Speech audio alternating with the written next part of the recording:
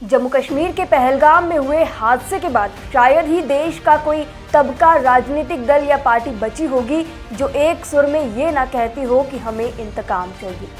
भाजपा से लेकर एआईएमआईएम तक सबकी बस एक ही आवाज है कि ये हमला धर्म के नाम पर हुआ है। इसकी क्रूरता की कल्पना भी नहीं की जा सकती। जहां एक तरफ पीएम मोदी ने बिहार की ऐतिहासिक धरती से चेतावनी दे डाली, भारत हर एक आतंकी और उनके समर्थकों की पहचान करेगा और उन्हें सजा देगा।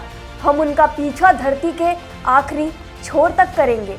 We will pursue them to the ends of the earth. तो वहीं दूसरी तरफ पहलगाम में पर्यटकों पर हमला करने वाले आतंकियों पर असदुद्दीन ओवैसी का भी गुस्सा फूट पड़ा है। उन्होंने भी कह दिया है कि ये वक्त राजनीतिक मतभेदों का नहीं है। राजनीतिक मतभेद तो चलते रहेंगे। ओवैसी ने कहा है कि ये निर्दोष लोगों को उनके नाम पूछकर, मजहब पूछकर मार रहे थे। आतंकियों ने जानवर से भी बदतर व्यवहार किया है। और ये जो है नाम पूछकर मार रहे थे लोगों को, मजहब पूछकर मार रहे थे।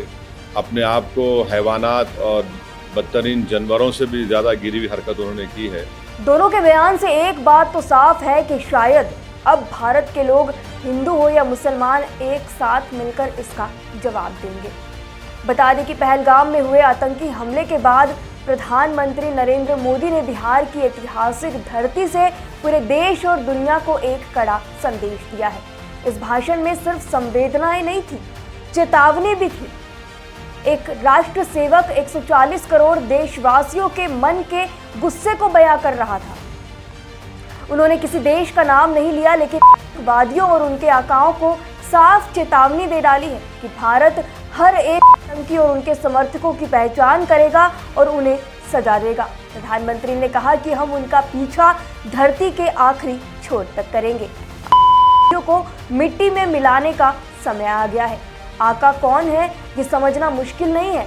कल कैबिनेट कमेटी ऑन सिक्योरिटी की बैठक के बाद ये साफ हो गया कि आका कौन है। ये हमला सिर्फ निहत्थे पर्यटकों पर नहीं हुआ है। देश के दुश्मनों ने भारत की आत्मा पर हमला करने का दुस्साहस किया है। मैं बहुत स्पष्ट शब्दों में कहना चाहता हूं, जिन्होंने ये हमला किया है, उन आतंकियों को और इस हमले की साजिश रचने वालों को उनकी कल्पना से भी बड़ी सजा मिलेगी। अब आतंकियों की बची खुची जमीन को भी मिट्टी में मिलाने का समय आ गया है। 140 करोड़ भारतीयों की इच्छा शक्ति अब आकाओं की कमर तोड़ कर रहेगी। मोदी ने कहा कि इस हमले में किसी ने अपना बेटा खोया, किसी ने अपना साथी खोया है। उनमें कोई बंगाली था, कोई मराठी था, कोई उड़िया था, कोई बिहार का लाल था। हमारा आक्रोश एक जैसा है। ये हमला निहत्थे पर्यटकों पर नहीं था, ये भारत की आत्मा पर हमला करने का दुस्साहस किया है। कि हमले में किसी ने अपना बेटा खोया, किसी ने अपना भाई खोया, किसी ने अपना जीवन साथी खोया है। उनमें से कोई बांग्ला बोलता था, कोई कन्नड़ा बोलता था, कोई मराठी था, कोई ओडिया था, कोई गुजराती था, कोई यहां बिहार का लाल था। आज उन सभी की मृत्यु पर करगिल से कन्याकुमारी तक हमारा दुख एक जैसा है, हमारा आक्रोश एक जैसा है।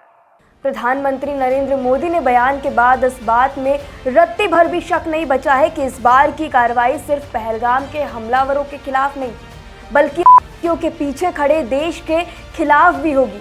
मिट्टी में मिलाने वाले बयान से साफ है कि भारत सैन्य कार्रवाई से नहीं हिचकिचाएगा।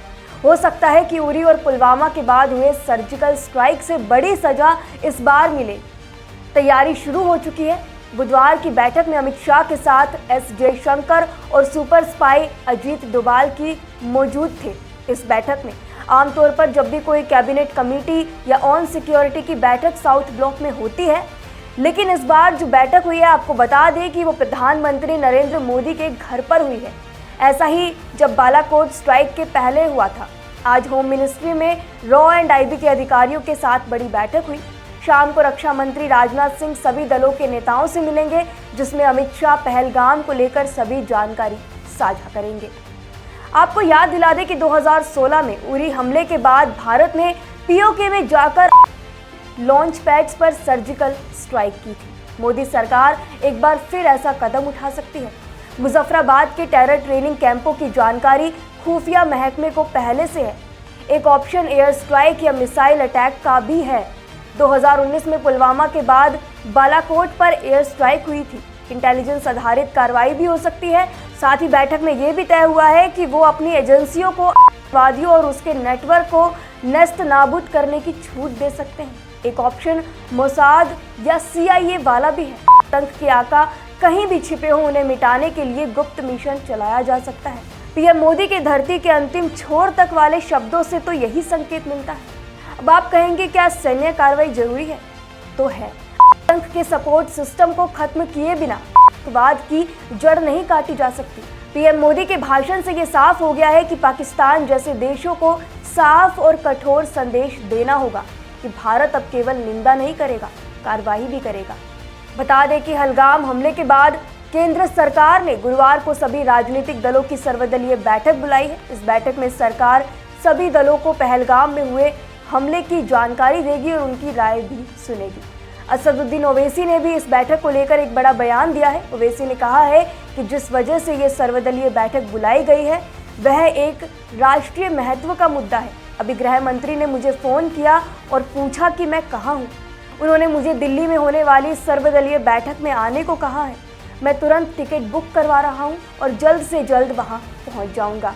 मैं आपसे बात कर रहा था तो होम मिनिस्टर ऑफिस से होम मिनिस्टर मेरे से बात किए और बोले कहाँ हैं आप? तो मैं सर हैदराबाद में हो। तो बोले देर होगी मगर आप आइए। तो अभी अगर टिकट मिलेगा, इंशाल्लाह मैं बोला हूँ, जो भी टिकट मिलेगा पहुँचेंगे और उसमें शिरकत करेंगे और अपनी बात को रखेंगे।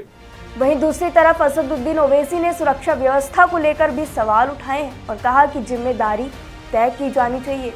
उन्होंने कहा कि पर्यटन स्थल पर कोई पुलिस या केंद्रीय रिजर्व पुलिस बल यानी कि CRPF का कैंप नहीं था।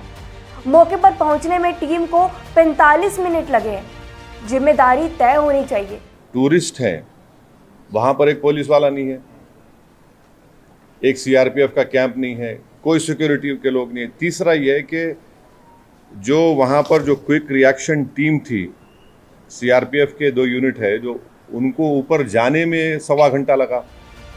ओवैसी ने सवालिया लहजे में कहा कि यहाँ तक यानी कि पहलगाम तक कैसे आए, कि उन्हें किस तरह सीमा पार किया। अगर वे यहाँ तक पहुँच सकते हैं तो श्रीनगर भी पहुँच सकते हैं। उन्होंने हमले की निंदा की और उम्मीद जताई कि सरकार की वारदात में जान गंवाने वालों के साथ न्याय करेगी। ओवैसी ने कहा कि आतंक एक विचारधारा है, किसी धर्म से संबंधित नहीं है। कि आखिर ये लोग कैसे आए? अगर पहलगाम तो आ गए तो श्रीनगर भी जा सकते हैं लोग। तो ये अकाउंटेबिलिटी फिक्स होना ज़रूरी है, डिटरेंस पॉलिसी हमारी देखना ज़रूरी है, और ये जो हरकत किए ये कुत्ते, इनको सज़ा मिलना ज़रूरी है।